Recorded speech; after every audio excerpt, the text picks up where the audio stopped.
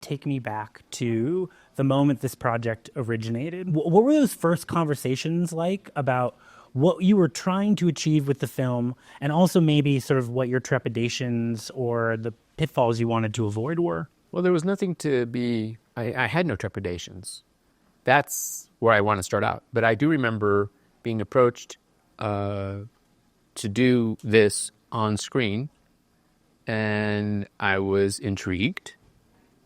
And I said, okay, because I had written a book, but that was in print, and not everyone reads.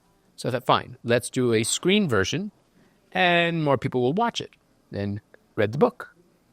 And that's when we're talking about American Masters. They're the ones who asked me, and I said, yes, on one condition, that it must be directed by a deaf director and a woman.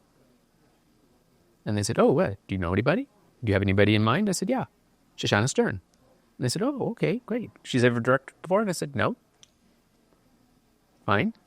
And, of course, you can ask her the rest of the question. Obviously, she said yes. I mean...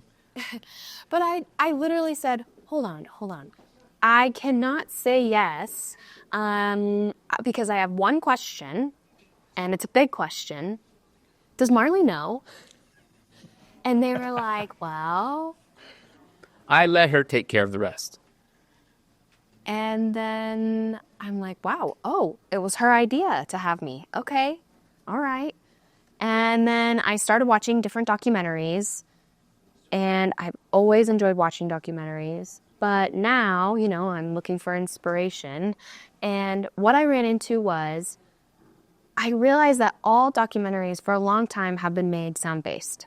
And I was always drawn to my favorite parts of documentaries when there's an interviewer behind the camera and then they ask something random and the subject is not expecting it. And you always get to see their cover drop for just, it's a real moment when that happens. And I'm thinking, I'm using sign language, she's using sign language.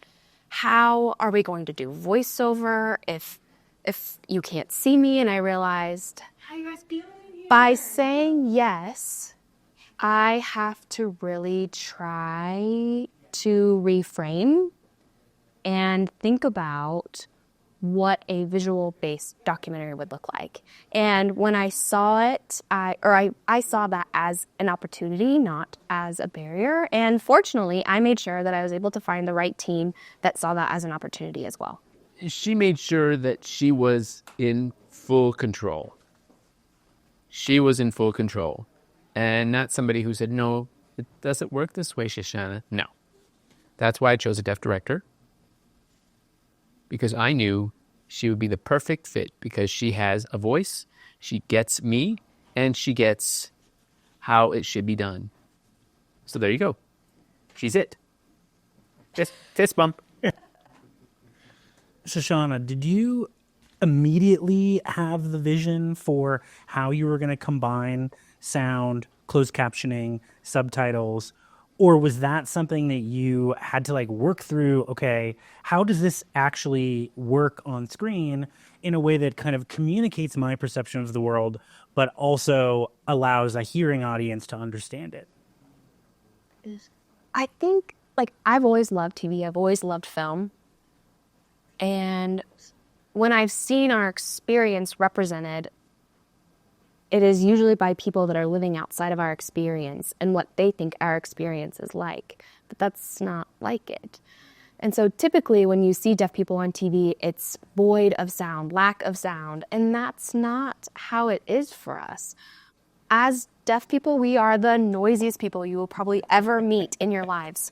And sign language does have this natural sound. You make mouth morphemes with your lips, you move your hands, you move your body. That's all part of it. And so when they remove sound or when they force voiceover for the interpreter to happen on top of sign language, that seems lacking.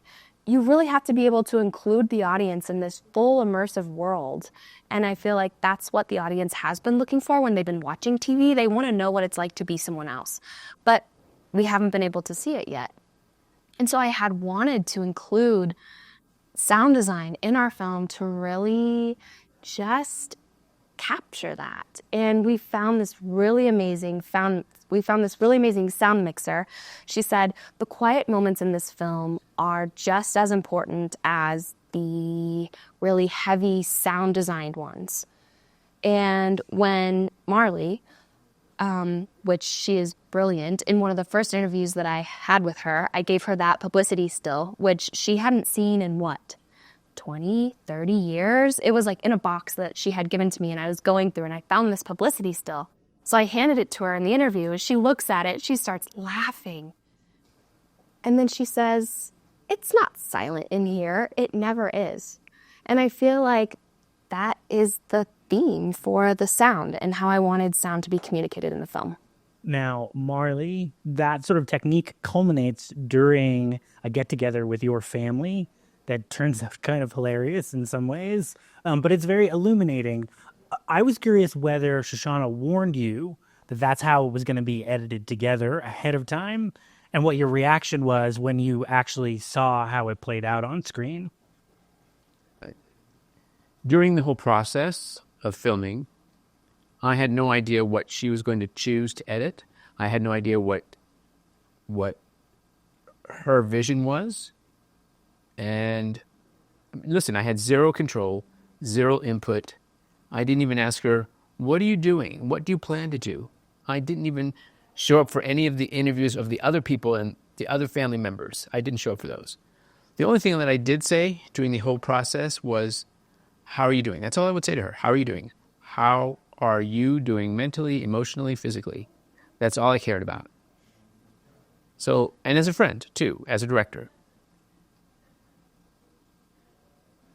And as far as that part that you just referred to, having to do with my family, I did say a little bit when I said bored.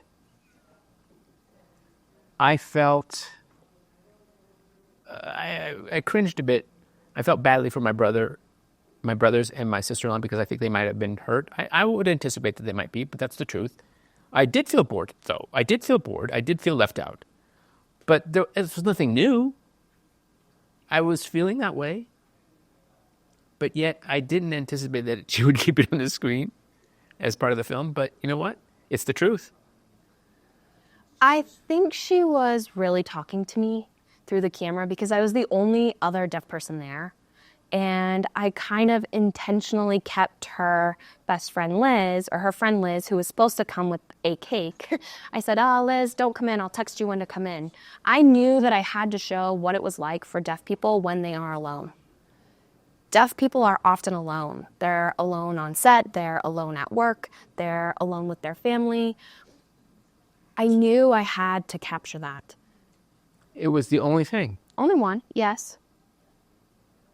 And so I made sure for like other verite scenes that I shot, they were always interactive, but I always tried to, for that moment, the dinner scene, I stayed in the room, I closed the door, I could see Marlee looking at the camera, which my heart broke because she kept looking for me. And of course, as a friend, as another deaf person, I wanted to go up to her and be with her in that space, but I knew I wouldn't do her story justice if I didn't capture what it was really like. And so when she said bored to the camera, I didn't feel like it was to her brothers. It was to me. She's telling me, "Please come out here so I don't have to be alone anymore." And when I heard the audience yesterday laugh when I said bored, it wasn't for the sake of comedy. That wasn't what it was intended to be funny. They laughed, and I thought, you know what? That wasn't done for the purpose of eliciting a laugh. I think But sometimes people laugh when they feel a Perhaps you're right. Yeah, maybe you're right. And I think part of the humor that people found in it, because I'll admit that I laughed in that moment as well, is the connection between the two of you is very genuine in that moment. It's sort of like watching two friends have a side conversation. And even though the setting is sort of challenging, that moment feels almost like a relief from that scene in a way. I knew she was there, and I needed to reach out to her one way or another. So that's why I did bored to her.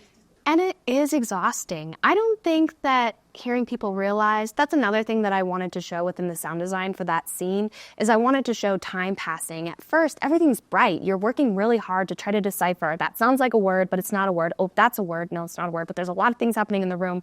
You're constantly trying to capture information, and then eventually you get exhausted. And then it's just empty, muddy voices. It's exhausting. It always is. But for me, when I see another deaf person, I always feel like my tank is filled up. Like my tank is filled up again.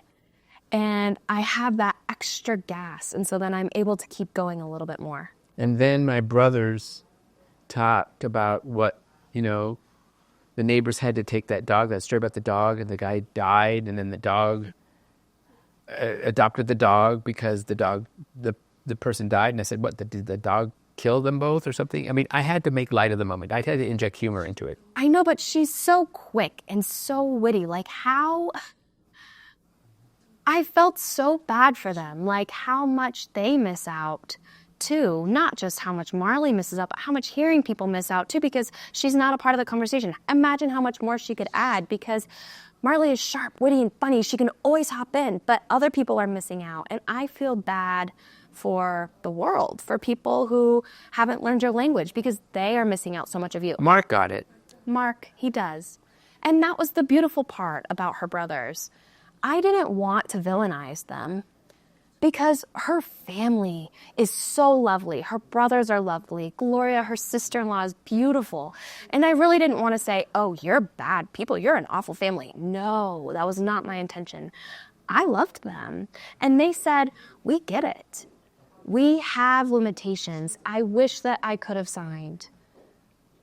And that was beautiful to me. And somehow it's healing in a way. Absolutely healing. And I can't wait for them to see it. Yeah. Hopefully we'll have a conversation. Yeah. I wanted to sort of ask you, Marlee, you deal with so much tough subject matter in the film. You reflect on domestic violence and sexual molestation, vitriol from the deaf community. But the one time in the film that you really break down is on the set of Accused, on the episode that you directed.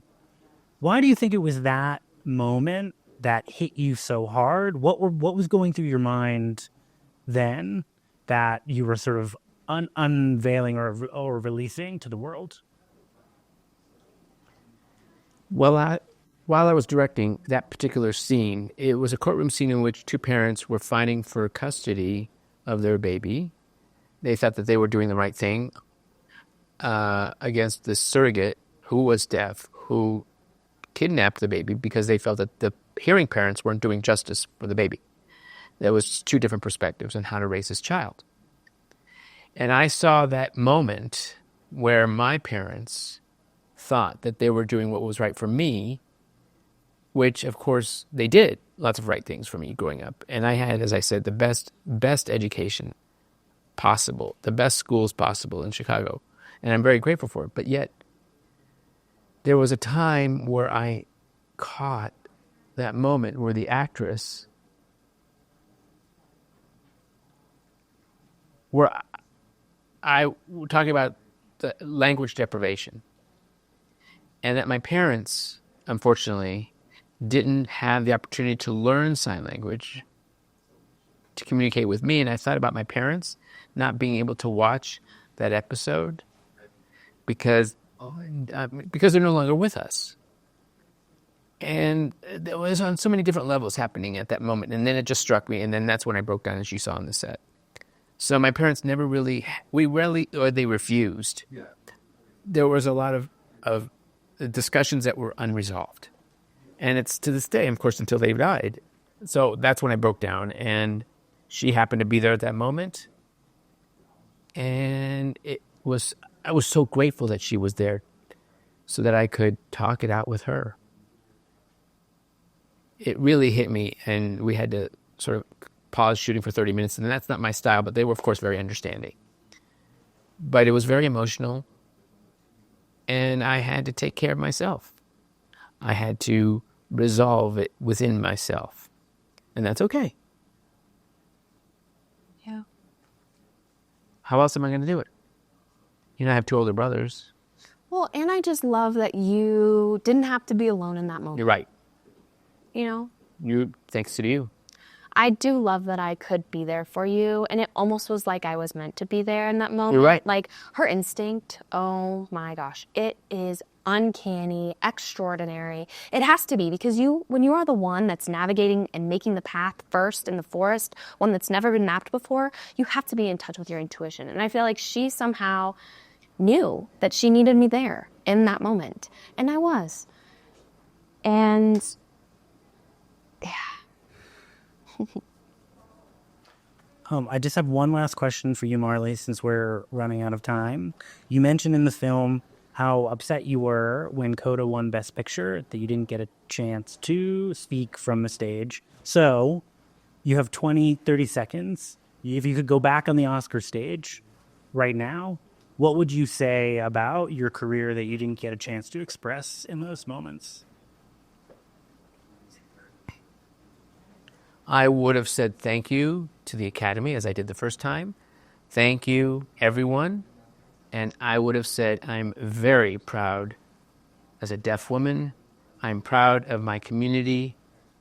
And to say that there are deaf people out there just like me, and that we should be recognized. Thank you and good night. Simple as that.